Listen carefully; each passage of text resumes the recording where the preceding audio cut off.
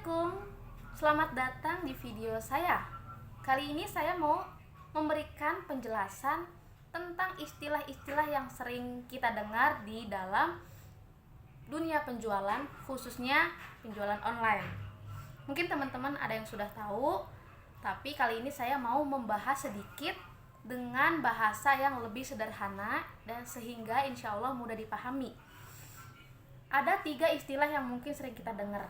Di antaranya seller, reseller, dan dropshipper. Ya. Kita mulai dari yang pertama, seller. Berawal kata dari sell. Sell itu artinya jual atau menjual. Dan seller adalah orang yang melakukan aktivitas menjual. Berarti dia penjual. Penjual yang bagaimana nih kalau dunia online atau offline juga ya bisa. Penjual yang memiliki stok produk untuk dijual. Ya, itu adalah seller ya, memiliki stok produk untuk dijual. Lalu yang nomor 2 ada reseller. Hampir sama seller, cuman bedanya ada re ya. Re itu dalam bahasa ininya adalah artinya pengulangan. Jadi reseller adalah bisa diartikan menjual kembali. Ya, jadi si reseller ini adalah orang yang membeli produk ke seller untuk dijual kembali. Artinya reseller juga harus punya stok ya, gitu. Nah, terus untuk dropshipper yang ketiga, dropshipper adalah sama, dia juga penjual, cuman bedanya uniknya di dropshipper adalah orang yang menjual tanpa harus punya stok produk loh. Terus dia jualan apa? Itu dia uniknya. Jadi si dropshipper ini mendapatkan info produk, foto produk, detail produk, dan hal-hal lainnya yang berhubungan dengan produk dari seller. Ya, jadi si dropshippernya menghubungi dulu seller bahwa dia misalkan mau jual sendal. Bahannya apa, harganya berapa, ada warna apa aja gitu kan. Nah, nanti si dropshipper ini menginformasikan kepada customer. Ya, lalu nanti customernya beli lewat si dropshipper. Dan lalu dropshippernya menghubungi seller, lalu seller langsung mengirim barang ke customer. Jadi kalau istilah simpelnya, dropshipper itu perantara. Ya.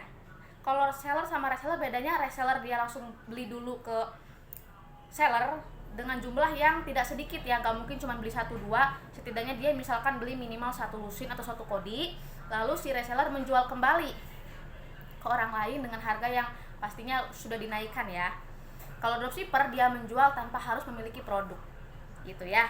Nah, jadi cara dropship ini atau pelakunya dropshipper, namanya dropshipper itu pelakunya ya, yang menjalankannya. Namun sistemnya namanya dropship. Jadi sistem dropship ini sangat cocok banget dilakukan untuk kita yang pemula ingin berjualan, khususnya jualan online. Cocok banget. Misalkan kita belum punya modal, ya kita lakukan aja ini, hubungi seller, kita mendapatkan detail produk, lalu kita iklankan atau promosikan di misalkan sosmed atau misalkan marketplace. Kalau marketplace itu contohnya, marketplace itu bisa dikatakan pasar ya, tapi pasar online.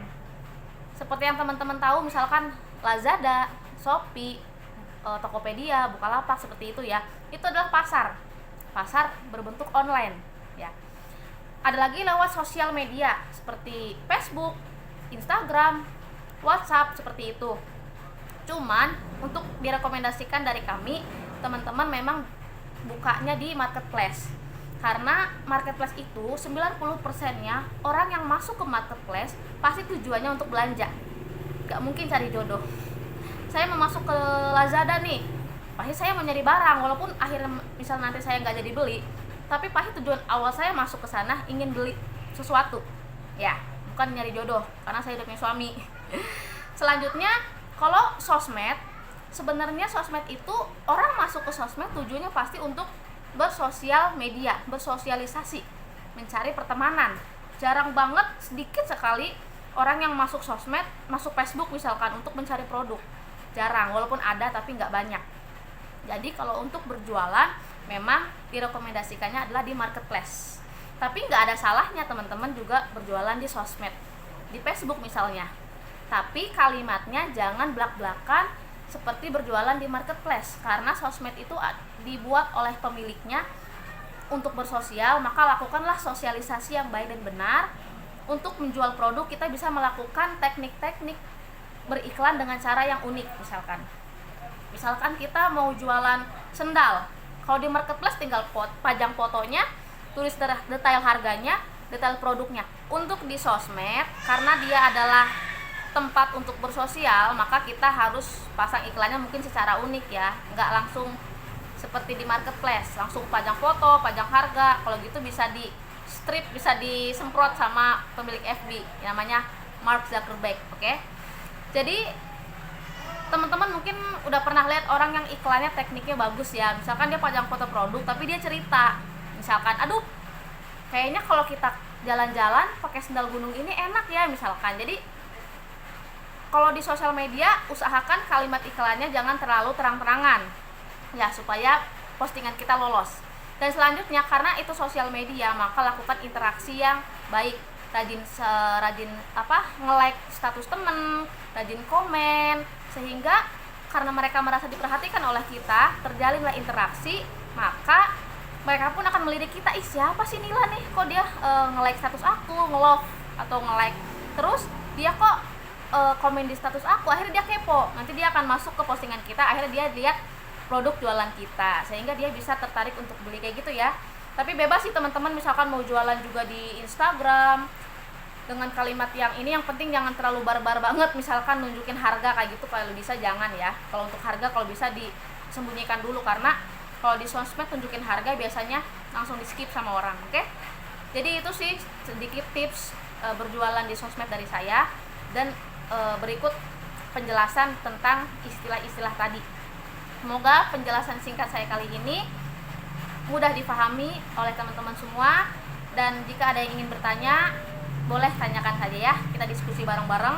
Untuk penjelasan selanjutnya tentang cara berjualan, tentang foto produk, tentang lain-lainnya akan menyusul.